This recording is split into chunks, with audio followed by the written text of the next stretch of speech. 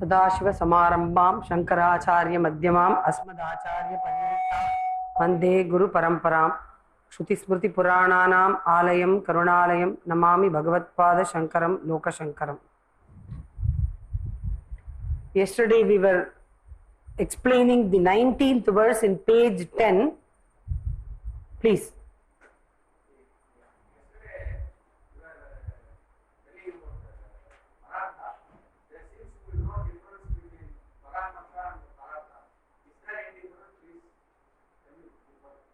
You want to know the difference between Pararthanumana and Paramarsha.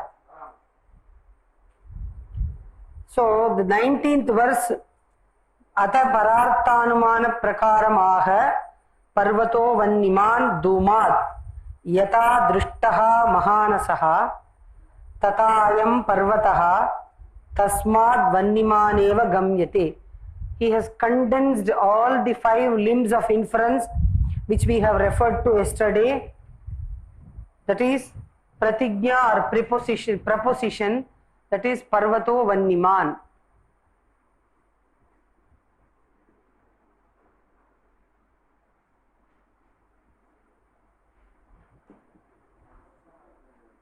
Dhumavatvat.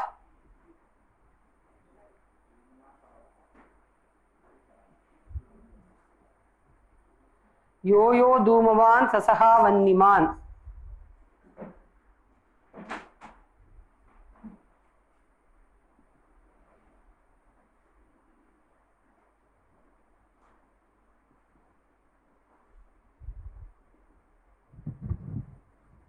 Then the 4th one is Tatachayam, means Parvato Vanniman.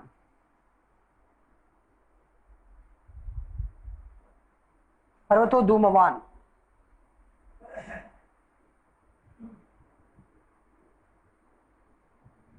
The 5th one is Tasmat Tata.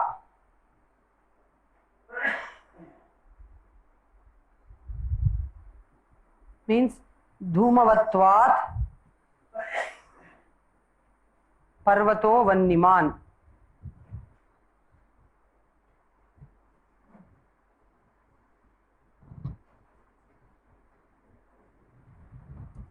So what I was trying to explain yesterday was these are the 5 limbs of inference or avayavas which helps a person to understand the invariable relation of smoke to fire. A person who sees smoke in the mountain and he is well versed or he is convinced of the vyapti between smoke and fire, then he doesn't stand in need of anybody else to explain him this vyapti. So he infers for himself. When he sees smoke in the mountain, there arises the knowledge of smoke in the mountain, which we have called as Pakshadharmata. And then the next step would be Vyapti Smriti. He immediately recollects the Vyapti, Yatra Dhumaha Tatra Vannihi. And then there arises the Paramarsha, whatever be the Paramarsha. If you recollect Anvaya Vyapti, then the Paramarsha would be Anvaya Paramarsha.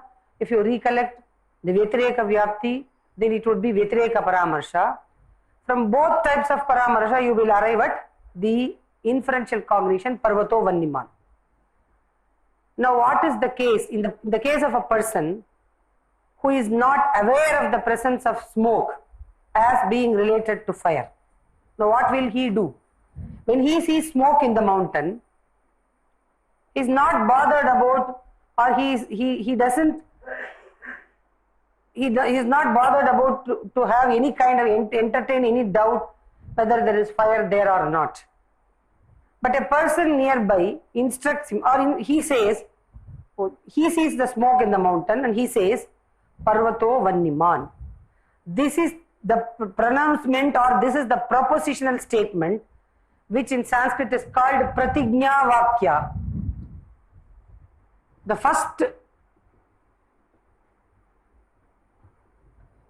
first limb of inference or the first member of syllogism, each one of these is called is avayava, nyaya avayava. Collectively, all these 5 sentences go by the name Nyaya, and each one of these is called is an avayava or a limb or a member of the syllogism. Now what is the first member of the syllogism? It is a propositional statement which is like the anumiti or the inferential statement itself. Parvato Vanniman. So I make a pronouncement, or a person who is standing by my side, he makes the pronouncement that there is fire in the mountain. Now what happens? Immediately I ask him the question, why there is mountain is fiery? Then immediately he supplies the answer, Dhumavatva, because it is possessed of smoke. Now I am not convinced of this. If there is smoke, should there be fire? So I don't see any point in it. If there is smoke, should there be fire? So I put the question to him, let there be smoke, let there not be fire. So in order to convince me, he gives me, or he impresses upon the fact that wherever there is smoke, there has to be fire. So you please try to understand, where there is smoke, there is fire. So he gives me an example. This is called Udaharana Vakya. The second one is Hetu Vakya, and the third one is Udaharana Vakya. Udaharana Vakya should not be translated as merely as example, but it should be translated it should be translated as a statement consisting of the illustrative example. Because Yo Dhumaman Sasaha Vanniman Yata Mahanasaha.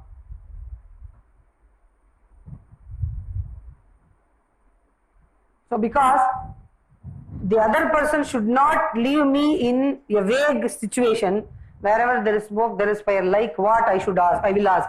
So, Yo Dhumaman Sasaha Vanniman Yata Mahanasaha. This is the Udaharana Vakya.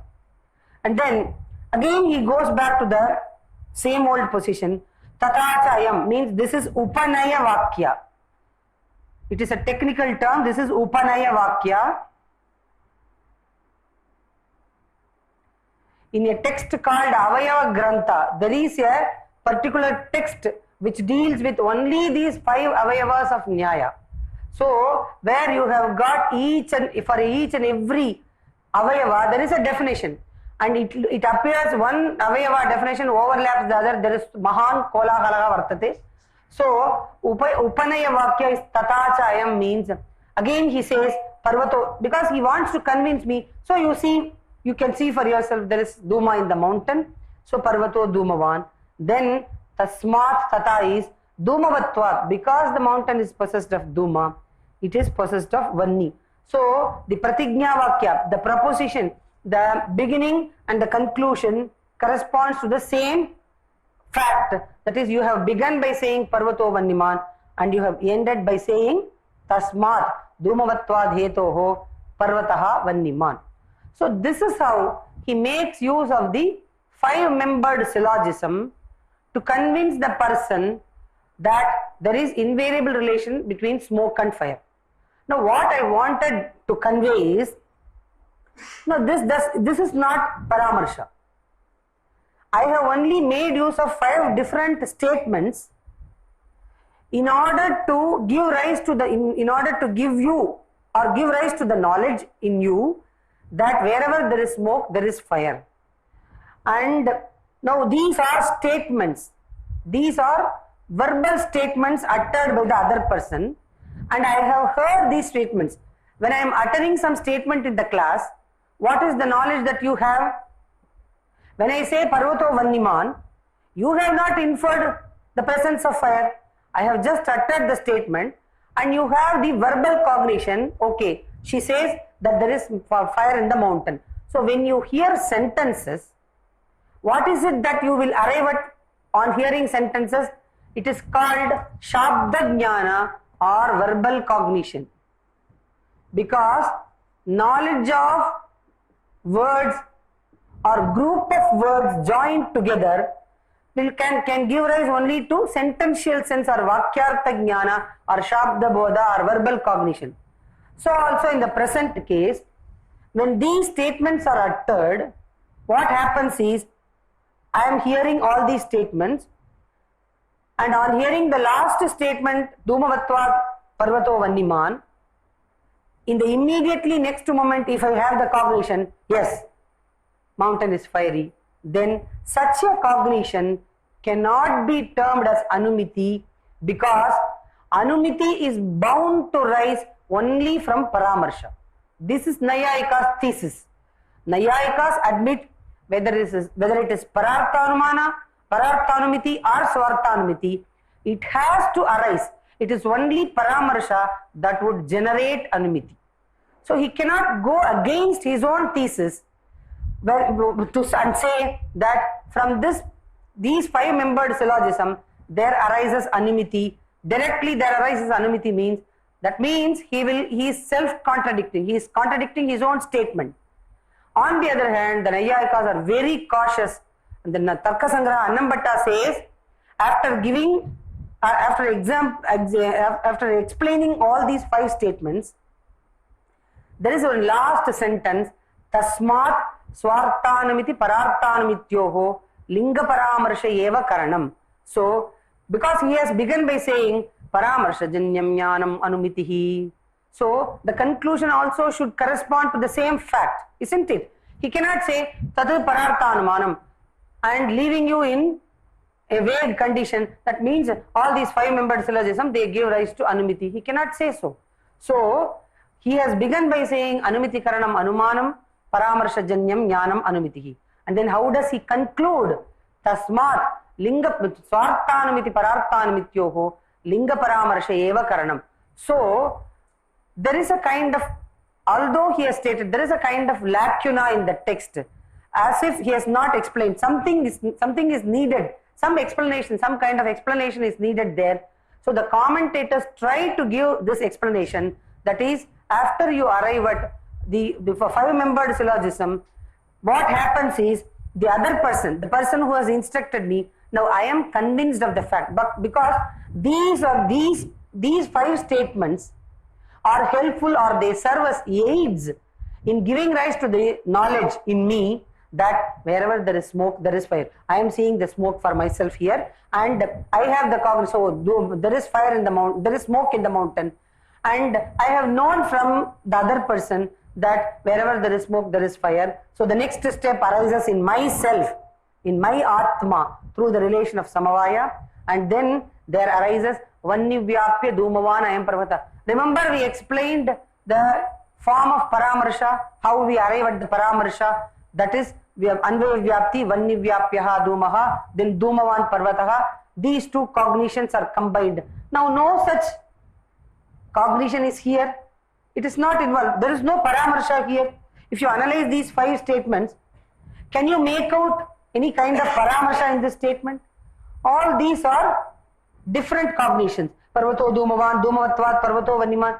There is no kind of unitary cognition which we explained earlier, isn't it? Sir, for your sake, I am just telling. So now from this, all these collectively they serve as aids in framing in my coming to a conclusion in the form of Paramarsha. So I have, on hearing these 5 statements, I have arrived at Vannivyapya Dhumavan Ayam Parvataha. From such a statement alone, there arises anumiti. Now in my case, because I have taken the help of these 5-membered syllogism, or the 5 statements, in order to come to this conclusion, this is called pararthanumiti. Whereas if I don't require all these 5 statements, I infer for myself, then it is called swarthanumiti. Now what I wanted to emphasize is, you must consider by the word pararthanumana not these 5-membered syllogism, but it is only linga paramarsha. Only then the statement Tasmat Swarthanumiti Pararthanumityoho Linga Paramarsha Eva Karanam in Tarkasangraha would hold good. Because we have begun by saying Paramarsha Janyam Jnanam Anumitihi. So whether it is Swarthanumiti or Pararthanumiti, it is only from Anumana, which is equated with the term Paramarsha, that could be called as the instrument or Pramana. Is that okay, sir? Now the next, whatever we have stated, that is given in the commentary. I don't wish to go line by line in the commentary because we would be repeating the same thing. And I want to go to the next verse. Anvaya Vyaptimat Lingam Vetireki cha Kevalam यथा दृष्टं तथा then तथा तेन Lingen अनुमितिर भवेत. So he classifies gives the classification of the Nyaya school. There are three types of linga. We have already stated linga, vyapya, hetu. All these are synonyms. So interchangeably he uses the words. So whenever the word linga is used, we must understand it as vyapya or the hetu. Now what are the three types of the hetu which the Nayayikas have admitted? Anvaya, Vyatireki.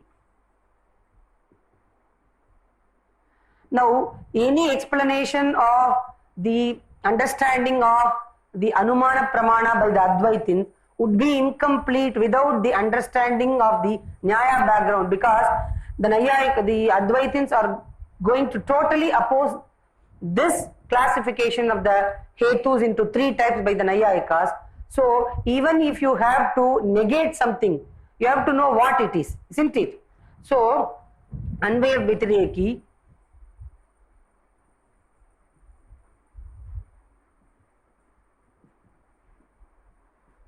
Kevalanvayi, Kevala Vyatireki. These are the three types of Hetu. Sad Hetu. These are the Sad Hetu, which give rise to valid inferential cognition. Because in another 2-3 verses, next verse itself, he is going to refer to what are known as the fallacies of the Hetu, Hetuabhasa. So these three are characterized as Sad Hetus. The Anvaya Vyatireki is the example which we have already given, the stock example, Parvato Vanniman. Mountain is fiery. So this is a Hetu. Parvato Vanniman Dhumat. So Dhuma is a Hetu which admits of both Anvaya Vyapti as well as Vyatireka Vyapti. Now I don't propose to go into this once again, because this is what we have been doing for the past 2 days. So I will go to the next. This is the Hetu Dhuma admits of both positive relation as well as negative relation. So it is characterized as Anvaya Vyatireki, that which admits of both Anvaya Vyapti as well as Vyatireka Vyapti, that is called Anvaya Vyatireki. Now there are certain types of Hetus which can have only Anvaya Vyapti. Now what is that? The Nayayikas give an example. Gataha Abhideyaha.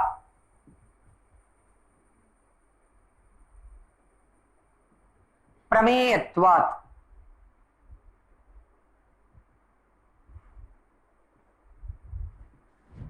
Now the basic position of the Nyaya school is, there are 7 categories in the Nyaya system. All the 7 categories have been given some name, and all of them can be known also. So the general definition of a Padartha or category is Abhideyatva and Prameyatva, which means all Padarthas can be named, or nameability exists in all Padarthas, and they can also come within the range of knowledge. So knowability also constitutes a definition. So what is the definition of a Padartha? Nameability and knowability, these two constitute the definition of a Padartha. Now with these two concepts, the Nayayikas, they want to give an inferential statement. Gataha, pot, is nameable because it is knowable.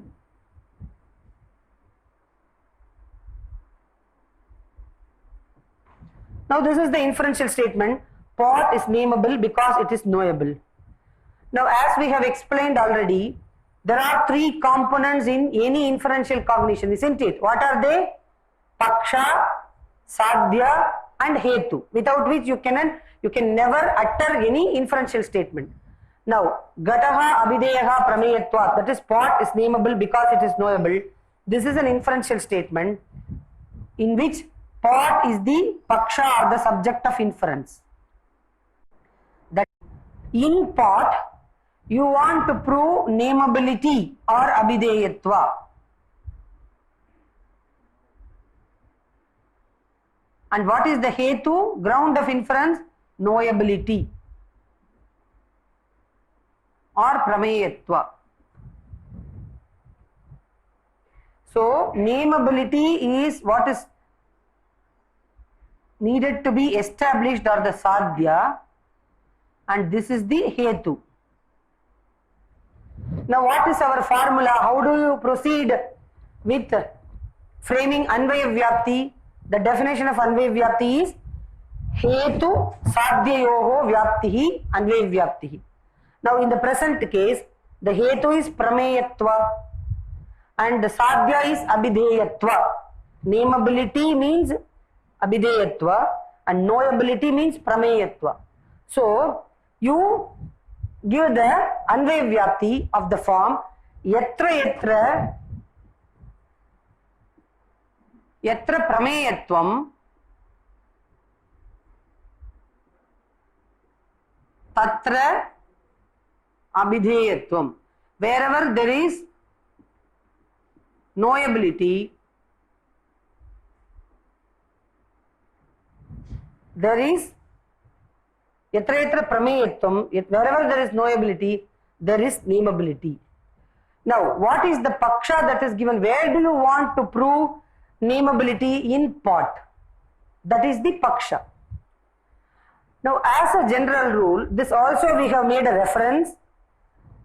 What is the definition of paksha? Paksha is one where you are doubtful regarding the presence of the sadhya. Sandigdha sadhyavan pakshaha. You, prior to the rise of this inferential cognition, you do not know. You have to presume. You may ask, madam, you have started the very first class, you have started by saying nameability and knowability. All objects are nameable, all objects. I know for certainty. But at least for the presence, for the understanding of this inferential statement, let us presume that we do not know prior to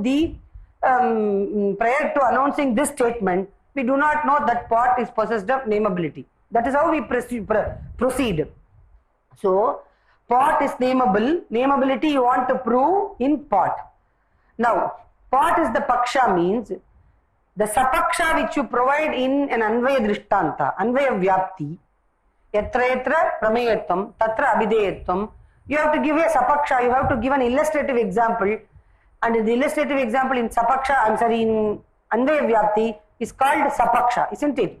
And that should be different from the paksha, because the illustrative example which you are providing is a place wherein you are sure about the existence of the sadhya.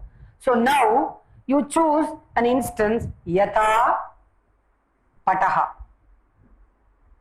So in cloth, you are certain about the presence of both prameyatva as well as abhideyatva.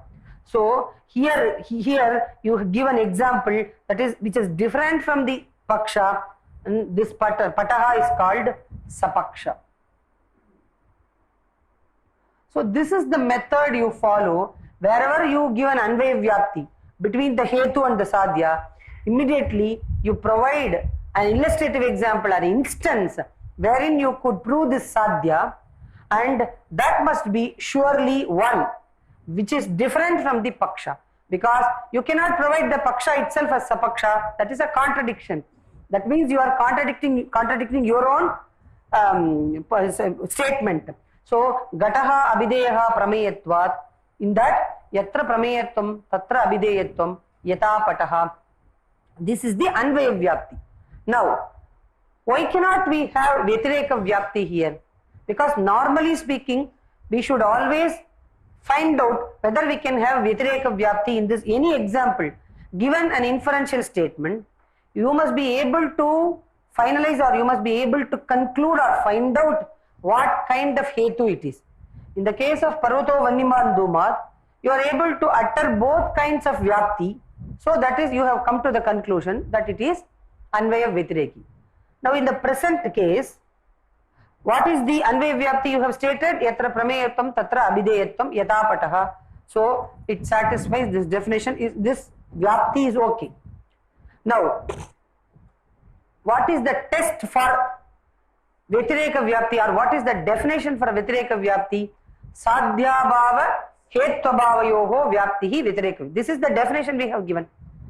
Now in the present case, Abhideyatva, nameability is the Sadhya. And in Sanskrit it is from Abhideyatva. If Abhideyatva is the Sadhya, what is Sadhya Abhava? Abhideyatva Abhavaha. Where there is Abhideyatva Abhava. Yatra Abhideyatva Abhavaha. Because the Vyapti is between Sadhya Abhava and Hetva Abhava. Yatra Abhideyatva Abhavaha. Tatra, what should you say? Prameyatva Abhavaha.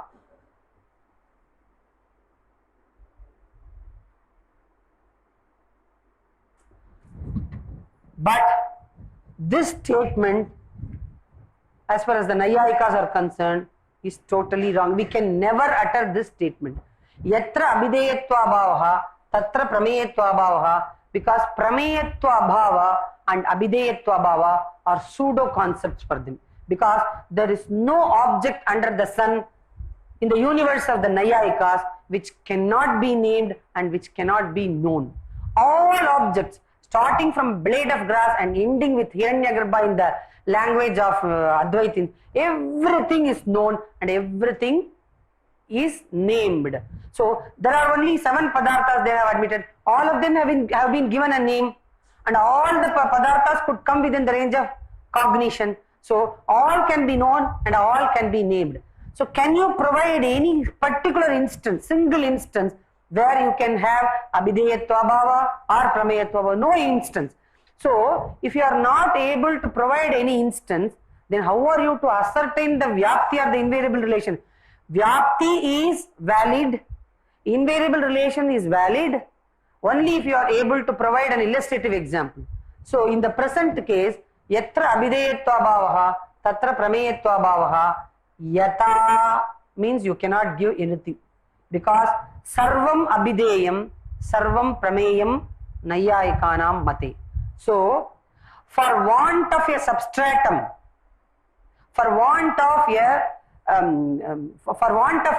vipaksha, you are giving up this Vyatireka Vyapti, or you are bound to, you have to give up this Vyatireka Vyapti, or this Vyatireka Vyapti cannot be ascertained in the case of Kevalanvayi Sthala. So there cannot be any Vyatireka Vyapti. That is why these such hetus means this combination.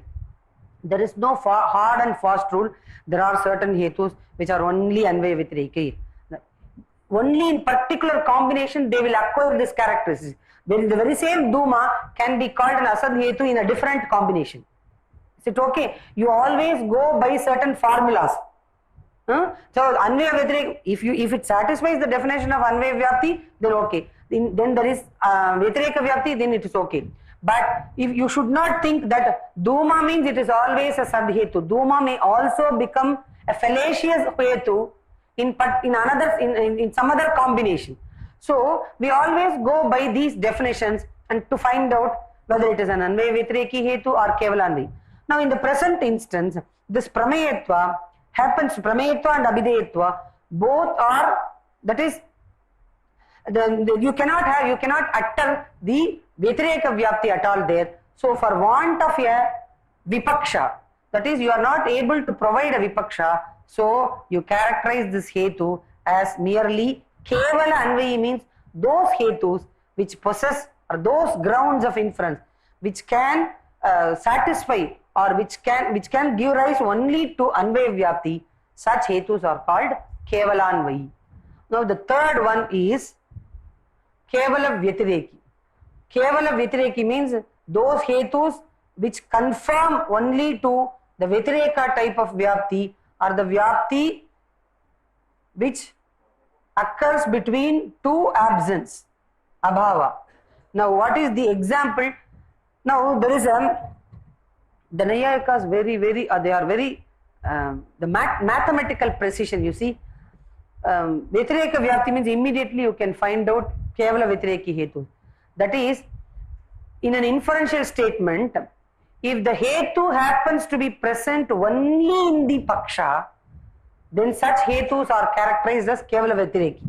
Now here is an instance, Prameyatva, it is not only present in Ghata, in other objects other than pot. Now let me give an example. Earth differs from other objects because it has smell. Now let me give you a clue. You can have number of examples for Vyatireka, Kevala Vyatireki Hetu. That is, this the Gandhavatva or possession of smell is the definition of earth. Prithvi Gandhavati, that is what we have said. So, what is the purpose of a definition? Wherever you are providing a definition for something, what is the purpose of that definition? The definition helps you to distinguish the object defined from the remaining objects. For example, when you say Sasnavatvam Goho Lakshanam, what does it help? How does it help you to? It helps you to distinguish the whole class of cows from the remaining animals. So, Gauhu Itara Binnaha. The cow is different from other animals. Why? Sasnavatvat, because it is possessed of Sasna or dewlap. So, that is why the Nayayika say, Lakshanasya Parama Prayojanam. What is the purpose of a definition? Lakshye Itara Beda Anumitihi Anumiti Janakaha. It gives rise to Itara Beda Anumiti. The distinguishing, the Itara Beda Anumiti means Lakshyam Itara Binnam. Lakshanavatvat. Gauhu Itara Binnaha. Sasnavatvat. So, if you look into the Tarka Sangraha, there are so many definitions provided there. Prithvi, Jala, Tejas, Vayu. So, each one can be given as an instance of Kevala Vyatireki Anumana. So, we have taken up only one, that is Prithvi Itara Binna. I have written it in English. Prithvi Itara Binna. Earth differs from, Prithvi Itara Binna means it differs from all the remaining Padarthas, all the remaining objects. Itara Binna. Why? Gandhavatvat, because it is possessed of Gandha or smell. Now in this case, what is the Paksha? Prithvi is the Paksha. Where do you want to prove Itara Beda, difference of other objects in Prithvi? So this is the Paksha. Now what is sought to be established is Itara Beda, difference from other objects is sought to be established. On what grounds? Gandhavatva. This is the Hetu. Hetu is Gandhavatva. Gandha is the Hetu. Now what is the first step in which we have to proceed? We have to find out whether we can have Anvaya Vyapti. What is the Hetu here? Gandhavatva is the Hetu. Itara Beda is the Sadhya. Now how do you explain or how do you give the Anvaya Vyapti? Yatra, somebody tell me, Yatra Gandhavatvam, wherever there is Hetu Sadhya Vyapti, isn't it? You always look into the formula. You need not have to worry about it. You just transplant whatever is there in the formula you have to give. Yatra Gandhavatvam, Tatra Itara Bedaha.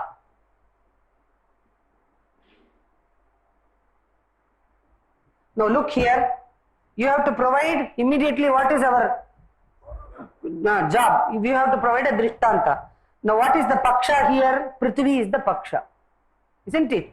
Now if you have to give something as the Drishtanta, Yatra Yatra Gandhavatva means Gandhavatva is confined only to Prithvi. So if at all you can think of something as the illustrative example, it could only be Prithvi. But that cannot be given. Why? On the ground that Paksha and Sapaksha cannot be the same.